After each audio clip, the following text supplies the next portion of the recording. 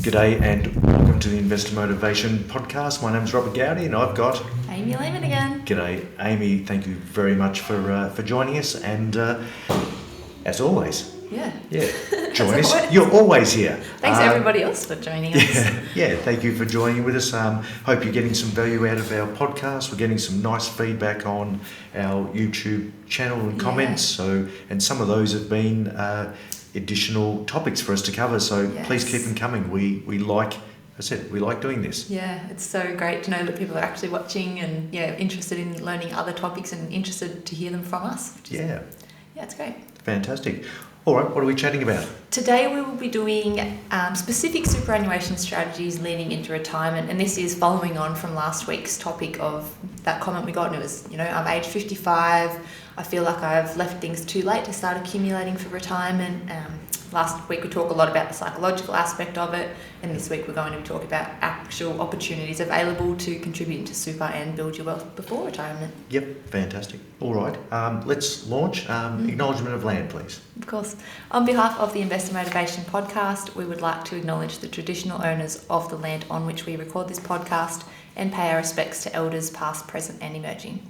Fantastic. Thanks, Amy. Now, we're talking about people that might be sort of in their 50s, around my age group, where things are pretty settled. The kids might have flown away, still supporting the kids, but not so financially dependent. Yes.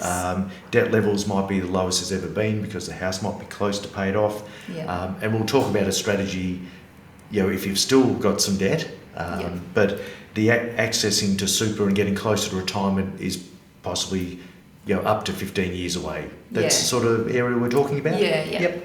50 to 55-ish, and you still plan on working for the next 10, 15 years. Yep. So really anyone in that space, this is probably the conversation for you. And where would you like to start, Amy? I'm happy to be directed on this one.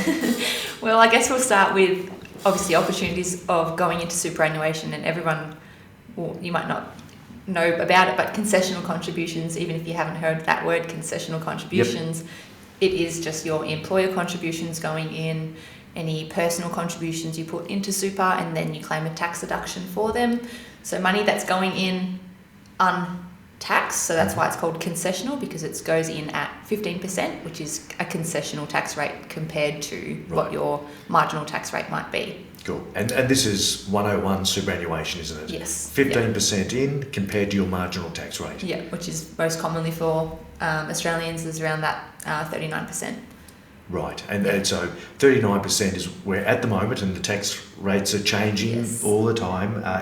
This July. Yeah, this July coming. So, between $120,000 and $180,000, this is where you pay 37% marginal tax rate plus 2% Medicare. Yeah. A lot of people fall into the tax bracket between 45 grand and 120, and they're paying 32 and a half plus Medicare 34 and a half. Yep. Compared to 15%. 15. So that's the big win. Yes, and that's the tax concession that most people can very easily grab, and it is especially appealing when you are approaching retirement because you do access it in more of the shorter term than previously. Yep. So for me at 51, superannuation is not quite as scary as it was when I was 31. Yes. So 25 like myself. So with superannuation and debt, and I've done there's there's a couple of videos. Ones I've updated recently. Superannuation or your home loan. Yeah. Age-old question. Yeah. It's so I think people are carrying on debt. Large amounts of debt later in life, through to 60s and sometimes beyond. But our calculator that Ash put together and did a really good job really highlights that, the tax saving, between your marginal tax rate, 34.5 or 39 or above, saving money, saving the tax at 15 compared to the marginal tax rate trumps nearly everything. Yeah. So for those, and this is general advice as always, but you need to run the numbers, talk to your financial advisor, but it's a combination of saving tax and then a combination of compound interest on the investments as they grow. Investment earnings. Correct. And that outweighs that interest expense that is associated on the home loan. Yep. So to me, it goes against what we've been told to do, but that's probably one quick win, one thing for people to explore. Yeah. Now, I often refer to the low-hanging fruit, the easy wins that are simple and they're right in our face. Yes. What are they? Well, a very simple win, and in line with, I guess, contributing into super over the home loan, that tax deduction, it's still there, even if, especially if you don't have the home loan and you've just got that free cash flow a little bit more. Why not contribute the maximum, which is the $27,500 a year for your concessional contributions, so including your employer contributions. But if you've got employer contributions going in at $10,000 a year, you've still got $17,500 that you can personally contribute that money into super and claim the tax deduction. Right. So rather than paying that 45% tax, you can only pay the 15% and get that tax deduction. Happy days. Now, there's probably two main ways you can do that. Do you want to explain, obviously, the difference between the ways you can save this tax? Yep. So you can set up with your employer salary sacrificing, and then that's a little bit more of a automatic payment.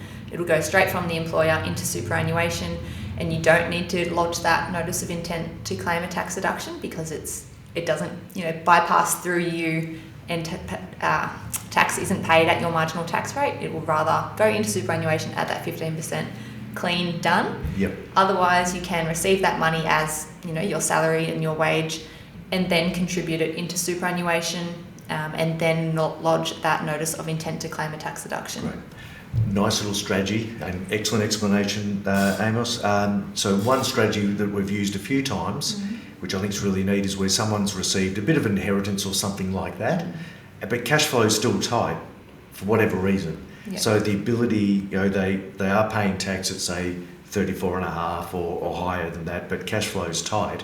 Instead of putting the lump sum, the inheritance or wherever the windfall came from, just into superannuation, putting that money, keeping it aside and using that as your super contribution each year is a really neat strategy. Yep. So it means that you're not leaving anything on the table. Yeah, and I guess instead of just doing a big one lump sum into superannuation as a non-concessional contribution, so not claiming that tax deduction, you can very easily withhold that. And there's also not obviously for everybody, but a concessional catch-up contributions. So if you do have that windfall come in, you've got from 2018 onwards, so 5 financial years, that you can bring forward any unused concessional contribution amounts. Yeah.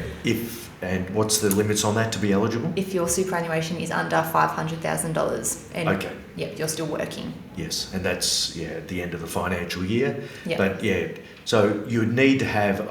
I probably see where the catch-up concessional contributions come in really handy. Is those last years in business. You've just sold a whole heap of machinery that's depreciated. You got this lumpy income. So farmers, people in business. If you've sold an investment property or you a big capital gain, lovely. Yes. Thank you, Amy. That's perfect. Yeah. So if you do have an investment property and that you're planning on that being your superannuation, you can sell that and actually put it into superannuation. And the low-hanging fruit again is that tax deduction. Reduce your capital gains tax that you might have, got on that property. Yep, fantastic. So people last year in business selling, something with a large capital gain. Yep, high income earners. So obviously the timing when you put money into superannuation to make sure that you don't inadvertently breach the $500,000 if you're under it at the time. Make sure at the end of the financial year that you don't tick over, knowing if there's a transaction ahead perhaps as well. So pre-planning is really important. Yep, definitely. Fantastic. Now, what is the ultimate low-hanging fruit? The free kicks, the contributions of co and spouse. Okay. Tell us about those, Amy. Yep. So this is going into the non-concessional contribution territory a little bit more. So these would be contributions you put into superannuation outside of that concessional cap. So the non-concessional cap is $110,000 a year, which is quite a large figure. And if you are earning below $37,000 a year, you can do a non-concessional government co-contribution where you would put in $1,000 into superannuation and the government would match that 50% and put in $500 Fantastic. for you. Did you say free money? Did you say 50% on the money, Jamie? Yeah. So I think check the limits online. Just type in co-contribution and eligibility. Eligibility. I think the amount, the lower threshold, because it starts at a lower threshold, it might be early 40s now. Yeah. But yeah, it might be the $42,000. Somewhere there. So check that one out, and then it phases out when you get close to 60. But did you have a number? Yeah, I've just had a look at my notes. It's $43,500, and that's when you would get the max benefit. Anything over that figure, it starts to taper down. So, taper away. But at the end of the day, max. So as people move into retirement, they're often reducing their hours, reducing their income, and $500 is $500. Yeah, we can never, as advisors in our industry, ever guarantee a return because, past performance is not an indicator of future performance, blah, blah, blah. But this is a government, guarantee. If you're eligible, they will put $500 in for your $1,000. That's a 50% guarantee. And I use the same language, Amy, when I'm chatting about salary sacrifice. Your marginal tax rate at 34.5 compared to 15% is 19.5% difference. That's a guarantee each year. We can't tax provide. If I could say we could do nearly 20% per year on your investments, could never say that, never promise about returns. We just educate about the low-hanging fruit. Get these easy wins. Now, spouse contributions is far less used and known about than co-contributions by far. So again, in that non-concessional cap, you can, if your spouse is earning under $37,000 a year, so this is that 37 figure I had switched around, you can contribute into their superannuation fund as a non-concessional contribution up to $3,000, and then you would get a tax offset of $540. 18%. Fantastic. Another guaranteed 18%. Now that doesn't come as a contribution to the super fund. That is a tax offset for the spouse making the contribution. So that's a tax saving. It's not money going into your superannuation. But it's still $540. Exactly right. So now, non-concessional contributions, where we can put the bigger lump sums, the 110, you can bring 2 years forward and put in 330 in 1 year, or get the timing right. It can be 110 in June and then in July put in 330. So 440 grand within 2 months. You obviously get the timing right. Probably in the past, in recent years, with interest rates so low, our term deposits, some of these investments haven't provided a tax problem. No. But now they have. So again, if you're getting closer to retirement, closer to preservation age, which is 60 for most people, then all of a sudden, if you've got 300 grand a term deposit and good cash reserves elsewhere, then the ability to put that 300 grand into super, and let's say you're getting 4% on average, that's 12 grand per year that's not taxed at your marginal tax rate. So that's become another legitimate strategy. So as well as money going into super being taxed at that 15%, any income earned within superannuation is also at 15%, rather than having a term deposit in your own name being taxed out of your marginal tax rate. So keep in mind, non-concessional, in this scenario, 300 grand goes into superannuation. No tax is taken out of that because it's a non-concessional contribution. But the income it earns is taxed at 15%, not at your marginal tax rate. So awesome. Very good. What else should we be thinking about? Quickly back on concessional contributions, so that $27,500 and the carry forward as well, where you're eligible to bring forward the last 5 years of unused concessional contributions caps. A strategy that people often don't know about is also the spouse contribution splitting. If you are, and this is especially important when you might have clients or people of different ages, one might be approaching, age pension age, and the other one, is a little bit younger, and we can put money into their superannuation and load them up. And if they stay in an accumulation phase, it gives the older person a little bit more age pension because you're kind of sheltering that money in the non-assessable asset, which is that spouse accumulation. Okay, so superannuation. we can work that one two ways. So a younger person, salary sacrificing because they're on a higher income, and then splitting. So 85% of what was put in, so less the 15%, goes up to the older person to get access. Yep. Or someone who's age pension age, can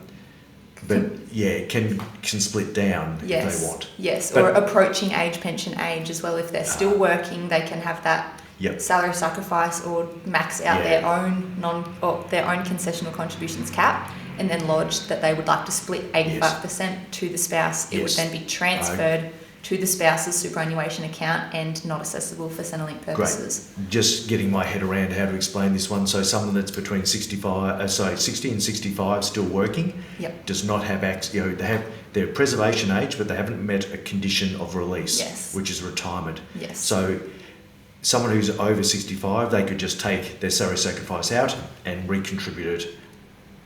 Just take it out and not do a contribution splitting, but someone between 60 and 65 who's still working can't just grab, but they can split down to the younger person, getting ready for age pension age. Yeah, and the only real eligibility on that is that the spouse that you are contributing into must either be under 60 or between 60 and 65 and not retired, so they can't have access to their superannuation as well. Fantastic. Very good. And that, as well as being a really good Centrelink strategy, is also a great way to equalise superannuation balances if that is a goal, and you might want to keep that one person's balance lower if they do have a higher balance. Yes. And for those that turn age 67, they're now eligible for an age pension, and they're retiring. The ability to just take money out of their super fund, because if they kick off an income stream, it will be deemed for the income and assets test, and their spouse is 4 years younger. You can just grab a lump sum, take it out and invest it as a non-concessional contribution. The thing you need to watch there is to make sure that you stay within the limits of the concessional and non-concessional limits, but also might you need access. Is the younger spouse you're putting the money into still working? So yes, you can put it in, but if they're earning 120 grand a year, you're not going to get pension anyway. No. So is there any advantage of doing that? So definitely speak to your financial advisor. While these are great strategies, there are a lot of things to think about and lots of moving parts, and because there are so many strategies, how do you know kind of which one's the best one for you? So make sure you do reach out to someone and do your research as well. There's just so many scenarios. But I guess the most important thing to note is it's not too late. If you're 50, 55, you've got plenty of time. And our last week one was about, yes, you've still got plenty of time from an investment point of view, because at someone at age 55, I'm doing my calculations through to 95. Someone in the relationship more than likely will get through to their 90s. Very good. So, estate planning. Do you want to dive into the estate planning side, or the key documents people need? Yeah, sure. Let's do that. So, with regards to superannuation, you want to make sure that you've got your binding death nominations set up correctly. We prefer binding death nominations that don't lapse, so it means that you're not going back to it every 3 years, and that's what we used to have to do in the past. Every 3 years you renew it, and it's amazing how quickly 3 years rolls on. So have your binding death nomination. So this is the estate planning, so we're not really talking about wills, powers of attorney, advanced care directives, binding death nominations, and if they are a non-binding one, still sits with the trustee to make their decision on who they think it's most suitable for the money to go. More than likely it'll be the spouse, but a binding death nomination is recommended, as it takes away the discretion for the trustee. And the trustee is the person behind Aware Super, Australian Super, the people making decisions that don't know you or your family. And especially if it is a self-managed super fund and you've got individual trustees. I know we've had a case where there's been, the mum and then the son as individual trustee, and the mum wants it to go to all of, the children equally. But if it's not binding at the end of the day and she passes away, the son will have ultimate say on where that money goes as trustee. So the binding just eliminates that risk and it will be distributed as per the wishes. Yeah. So have your binding death nominations all set up and Yes. running. Yeah. Very good. Now, downsizing contributions. Yeah, this is, jumping back into the non-concessional again. So downsizer contributions are available if you are over 55 years old, so the age group we're talking to. If you want to sell your primary residence, your home, you're able to contribute $300,000 each. So if you're a part of a couple and the sale proceeds are over $600,000, that's $300,000 each into superannuation, and it doesn't count towards concessional caps or non-concessional caps. Yep. But there is no tax concession, that's why I'm calling it a non-concessional contribution. Yep. Yeah, and that's really, really great as well if, again, you've sold a business or you've got some windfall, a lump sum amount of money that you might have cash at home or a term deposit. You don't actually have to downsize a home there's no restriction on square meterage of a home or anything. You just need to sell your primary place of residence. Yes. And you can, buy a bigger home if you want, but contribute some of that cash reserve that you've got at home and use the downsizer contribution and put that $300,000 each in. Right, and this is an encouragement for people that do want, as they get older, that they don't need the family home. Yeah. Gives them the ability, and I don't think there's any upper age limit on when you can put money into superannuation. No. So generally, once you get to age 70, 75, all bets off. Mm-hmm. But there's a bit more flexibility around this one. Yeah, downsizer contributions. You do only get to use it once. So if you're 55 and you've triggered it when you turn 75, you cannot trigger it again. Yep. But maxing out your super money as quickly as possible. Obviously, you get the accumulation, and you do want to use the strategies. Yep. As soon as you can. Great, and you just need to be there owned it for at least 10 years. Yes, 10 years. Yep. Fantastic. Yeah. I think that's probably broadly we've covered off the main issues. Yeah. And thank you very much for listening. Again, really appreciate it, and keep giving us the feedback. Topic ideas, always sought after. Let us know what you're thinking. Yep. Please head over to our YouTube channel if you're not listening there at the moment. There is nearly 570 videos. Some of them are getting a bit old. But so am I. So but it's all good. It's education, and that's what we're all about. Let's increase people's knowledge. Let's do it. Good. Thanks, Amy. Thanks, everyone. Thanks, everybody. Bye. Bye.